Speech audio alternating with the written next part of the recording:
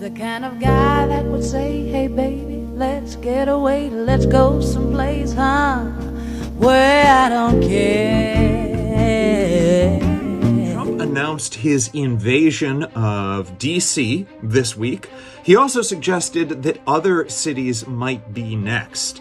And you might notice that the mayors of all those cities have something in common. Let's listen to what Trump said. Very bad. You look at Chicago. Chicago. How bad it is. You look at Los Angeles, how bad it is. Los Angeles. We have other cities that are very bad. New York has a problem. New York. And then you have, of course, Baltimore and Oakland. Baltimore and Oakland. All right, so what might the mayors of all these cities have in common? Well, they're all Democrats, yes, but I think there might be something else they all have in common. The quiet part that Trump has not yet said out loud in this instance. So the mayor of D.C. is Muriel Bowser. The mayor of Chicago is Brandon Johnson. The mayor of Los Angeles is Karen Bass. The mayor of New York is Eric Adams. The mayor of Baltimore is Brandon Scott. And the mayor of Oakland is Barbara Lee. What might all of these mayors have in common? I don't know. I can't quite put my finger on it, but I feel like there's something they all have in common. If you can figure it out, let me know. Hey, what's up, you guys? It's WD3, and this is your Hill Report News Break.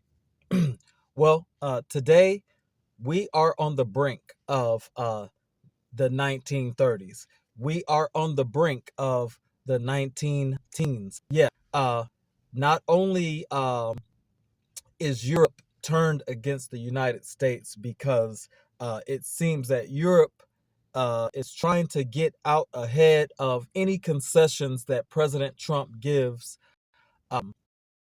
to Russia ahead of the meeting in Anchorage tomorrow between President Vladimir Putin and President Donald Trump.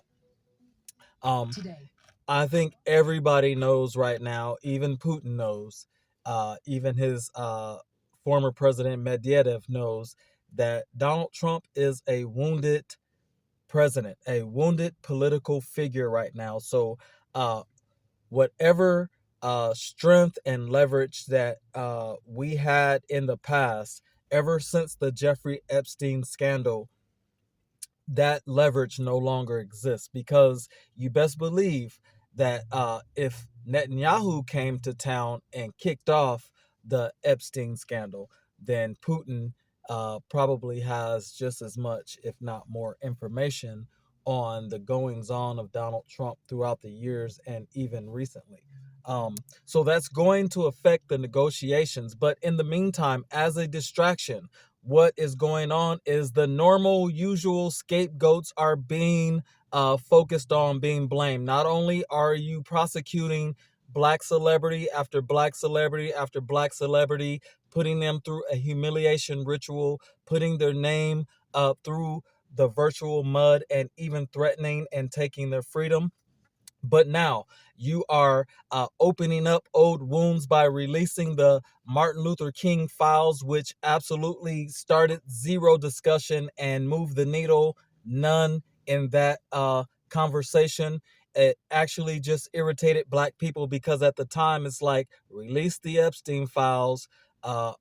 Martin Luther King's family even said, release the Epstein files. So don't use the National Guard against all black mayors, cities, to distract from your scandal, to distract from your inability to use and exercise American power effectively throughout the world. Putin, Xi Jinping, even Kim Jong-il are all outmaneuvering you. Benjamin Netanyahu is outmaneuvering you. We have a lame duck president 6 months into his presidency. 56% of Republicans have ditched Donald Trump because they realize if they want a political career moving forward, he has none, and this guy is moving reckless. Anyway, check out these clips. There's a bigger story behind what's going on in D.C., and black people, we're not going to be the scapegoats for Donald Trump's failed presidency. So we tried to, even give you a fair shake, but you're the worst, bro, of all time. We'll be right back. Then Washington, D.C. must be swept clean. I believe entire neighborhoods probably need to be emptied, need to be bulldozed. I believe that there are places that are so crime-ridden and so infested that you just need to, you're just going to have to crack down. You're going to have to do the job, and you're going to have to get the crime out of Washington. That's my personal experience. Don't believe the bullshit that you hear online. What happened to D.C., especially during the civil rights period, was that protesters that were bussed up here stayed here. The city was burned to the ground. This happened during massive riots throughout the 60s and 70s. Mass swaths of the city were torched and were never really rebuilt. It is one of the worst, most racist narco states and welfare states imaginable. In that neighborhood that I would walk every single day, racial epithets were screamed at us. Rocks were thrown at us because we were white people. This city is a sunken place. It is an unsafe place. I mean, if that's what happens to me, imagine what happens to somebody who's visiting here from a foreign country. Right? It's totally and wholly unsafe and a scar on the face of our country. And President Trump is going about that heavy work.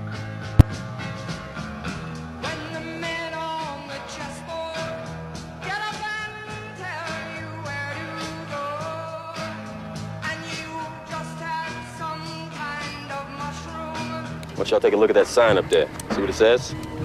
I'm talking about the message, what it stands for. It's called gentrification. You listening? Yeah.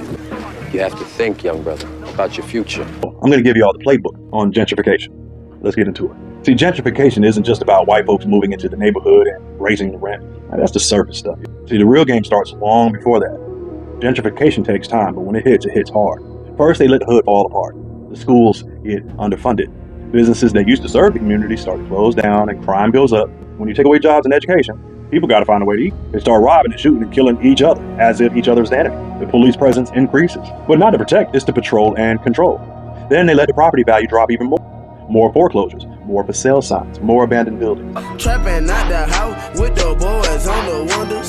See, the same banks that once denied black homeowners loans to buy or fix up homes are now waiting to scoop up entire blocks for dirt cheap. That's how it's done. Developers start looking at the land, not the people. What about the people? They bring in new investors, but they ain't invested into the people who live there. New businesses pop up, but they're not for the ones who's been there. Coffee shops, boutiques, dog parks, all of this beauty. Things that signal the demographic is about to shift. Rent goes up, property taxes rise, and now the same people who've lived there for generations can't afford to stay. What they do in the hood, the systemic approach, gentrification.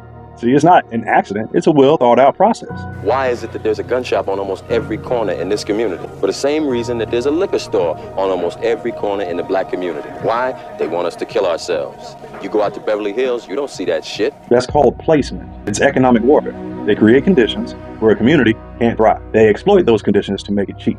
And crime statistics make it easier to justify buying people out of their homes for pennies. Then they make it attractive to the outsiders. It's the next hot real estate market.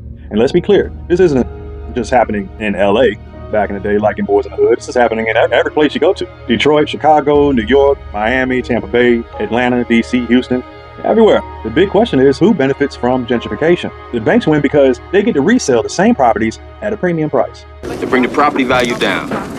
They can buy the land at a lower price. Then they move all the people out, raise the property value, and sell it at a profit. The city wins because they can collect more tax revenue. The police win because they can justify increased policing and surveillance during the transition period. The people who built the neighborhood, who put culture and history and identity into those streets, they get pushed out, forced to move further out into undeveloped, undesirable areas.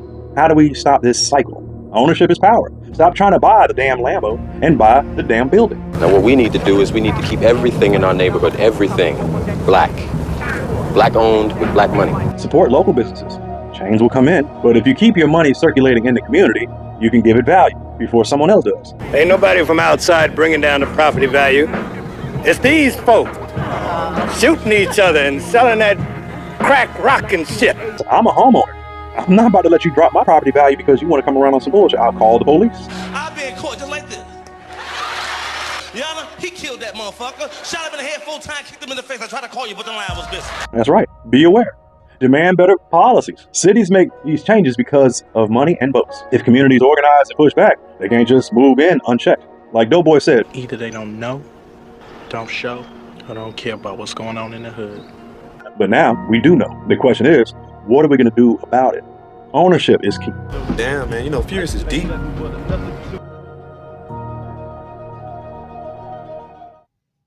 So yeah, welcome back, guys. WD3 Hill Report News Break. It's obvious, and I want to know: do you guys think it's obvious? Is Donald Trump using black mayors as his scapegoat? Is he using black people as his scapegoat? Why is he alienating and isolating and scapegoating one segment of his population? A segment that, honestly, if the Republicans are honest, they need a certain percentage of the black vote in order to be competitive nationally. So why would every time the election is over, right immediately after, when black people have a little hope that Republicans would give them a fair shot, we already know that the Democrats are shot, then all of a sudden you just double down and spit in our face and roll out the Tim Scotts of the world and everything. Like, I like a black senator like Tim Scott, but the way he just like squirrels up his cheeks and does all that, it just bothers me. He should be telling Donald Trump, I want nothing to do with child trafficking and rape and molestation. So, deuces. That's what Tim Scott should say. But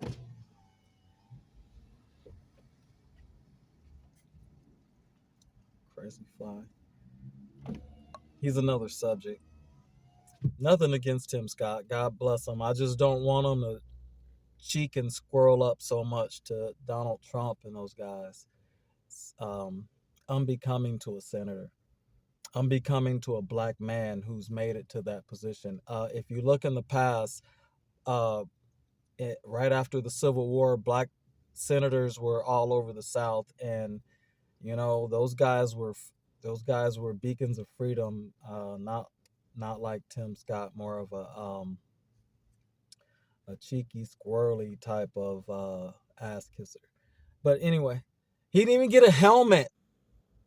Jerome Powell, Donald Trump, and him, they're walking through a construction site. You got freaking hammers and nails and shrapnel all over the place. And this dude's got a bald head, and these other two guys are walking with helmets, and he's got no helmet. Go look that up. Tim Scott, where's your helmet? Senator Tim Scott, where's your helmet? WD3 Hill Report News Break. You guys have a great day. I'm pretty annoyed with what's going on. Unprecedented dictatorship, totalitarian moves, but I don't think America's going to go for it, but it's fun to see somebody watch. Pretty desperate. We're out. Like, share, and subscribe.